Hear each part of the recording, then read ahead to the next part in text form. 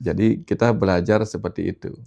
Tapi Ya, gimana ya Pak, untuk membedakan, apa tuh namanya, antara energi sharing, berbagi dengan energi yang pamer atau showing off, itu tuh gimana? Cara ngebedakannya gimana gitu?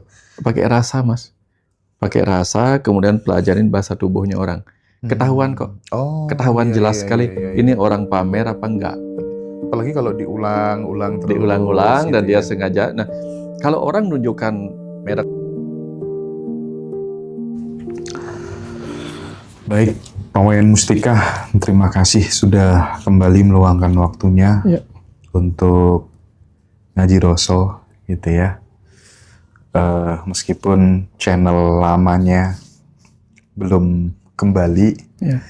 tapi yang jelas ini adalah apa ya, ulang tahun kesadaran yang baru gitu ya kira-kira ya. Ya.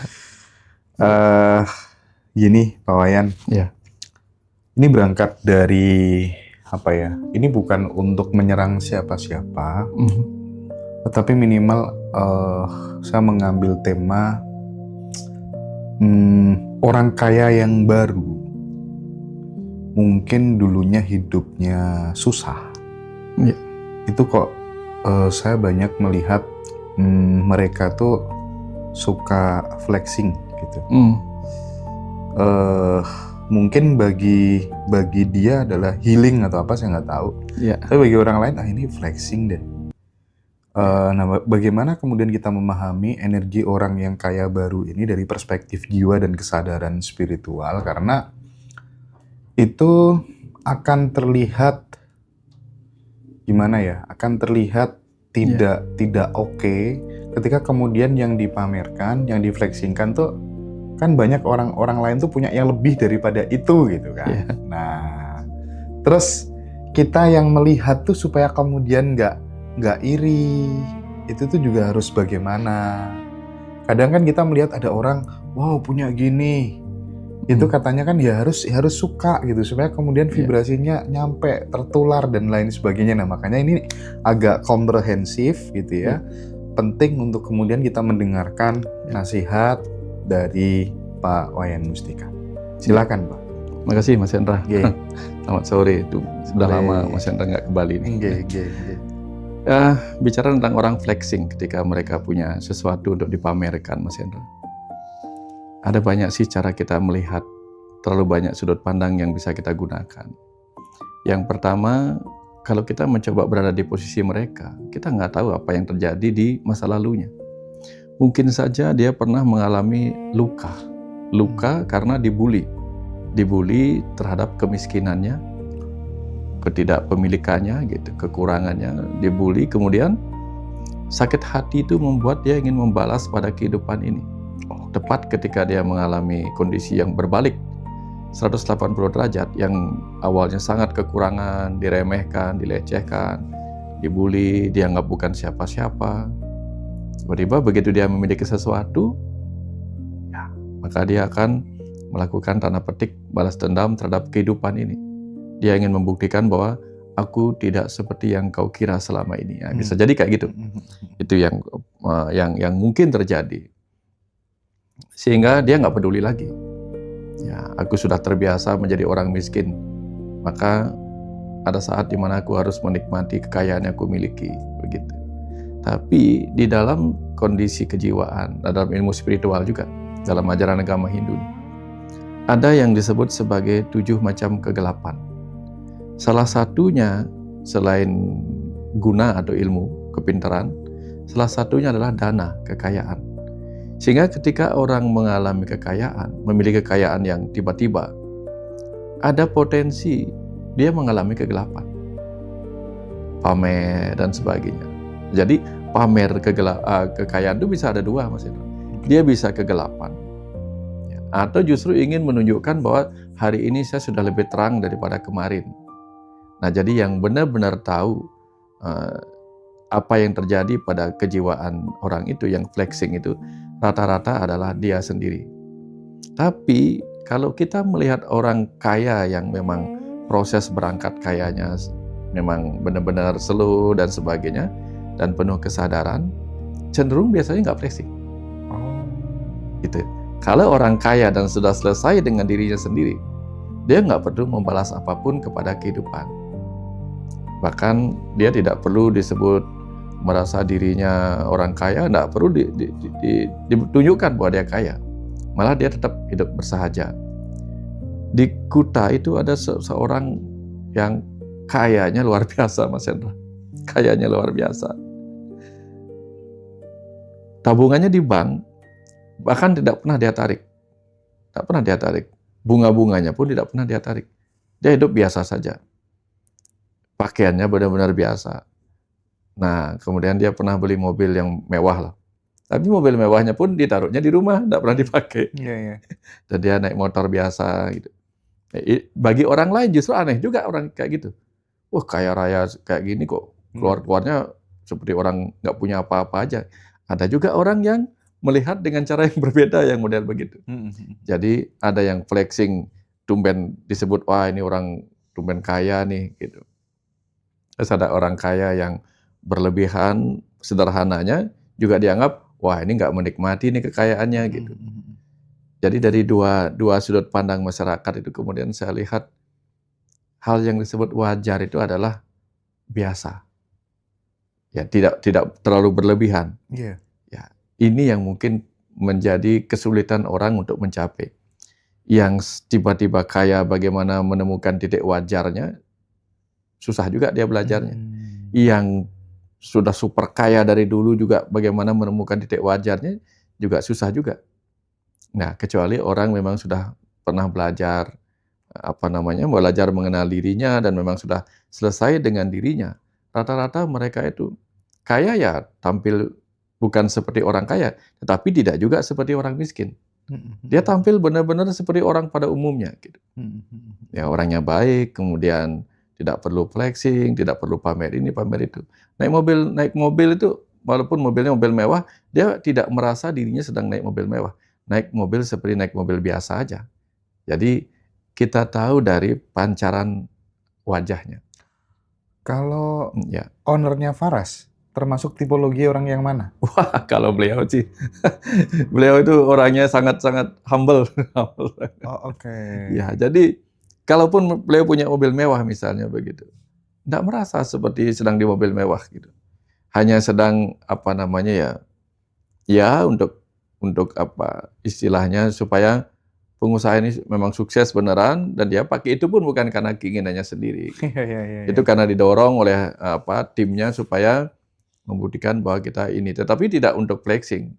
Ya. Tapi memang rich sama wealth itu sesuatu yang beda sih. Beda. Jadi beda. Jadi Ya, mungkin ya, Pak Putu termasuk yang sudah melampaui rich itu tadi gitu. Ya. Jadi masalah kan sebenarnya ini bukan apa ya? Ya. Sebenarnya ini bukan bermaksud untuk kemudian memberikan kritik ini sebagai pengingat aja gitu supaya kemudian hidup kita tetap biasa-biasa aja, seimbang meskipun kemudian kita mendapatkan rezeki yang berlebih gitu. Karena kalau mau jujur ya Pak Mayan yang biasanya bahagia betul melihat kemudian kita bisa beli ini, beli itu orang tua sih. Selebihnya itu kebanyakan iri sih. Iya nggak sih? Kalau nggak iri, maka dimanfaatin. Oke. Jadi flexing itu ada sudut bahayanya juga. Sudut bahayanya bagaimana? Ketika kita flexing, maka kita tergoda untuk menunjukkan keberhasilan kita, kekayaan kita, dan kalau ditonton oleh orang yang tidak suka, muncul iri hati. Ditonton oleh orang yang suka memanfaatkan, maka dia akan memainkan kita. Kan dulu zaman masih kecil mungkin ya. Itu ada kasus seorang tukang becak kalau nggak salah. Dia menang SDSB 1 miliar atau berapa itu. SDSB ya. Wah, sukses sekali kelihatan. Tiba-tiba semua orang mendekat. Wah, dikasih tahulah dia. Begini caranya merawat uang ini, sebagian investasikan, sebagian beli ini, beli itu, dan sebagainya. Yang terjadi kemudian nggak sampai sebulan katanya kalau nggak salah beritanya itu. Dia kembali jadi tukang becak. Nah, kemarin saya juga nonton. Dia sih bukan flexing, tapi artinya ketika kita flexing kan orang jadi tahu bahwa kita punya sesuatu. Dan bahwa kita suka pamer. maka kita akan didatangi oleh orang-orang yang mendorong kita untuk pamer ini, pamer itu. Akhirnya kita belanja ini, belanja itu. Sesuai dengan keinginan orang itu memanipulasi pikiran kita. Wah, kalau Bapak cuma punya mobil mewah, nggak punya rumah mewah, nggak seru. Begitu kan kita, karena kita ingin flexing, ya udah bikin mobil rumah mewah lagi, dan sebagainya lah. Wah, kalau uang segini sih nggak punya jet pribadi, tanggung, gitu kan. Beli jet pribadi, ya lama-lama apa yang kita miliki akan menyakiti kita. Itu rumusnya lagi. Dan akhirnya banyak yang tiba-tiba yang mentalnya tidak kuat, tiba-tiba jatuh miskin kembali. Ketika sudah jatuh miskin kembali, ya udah, di situ terjadi kekacauan. Makanya Pak Putu pernah ngasih tahu saya, kita tahu ciri-ciri orang yang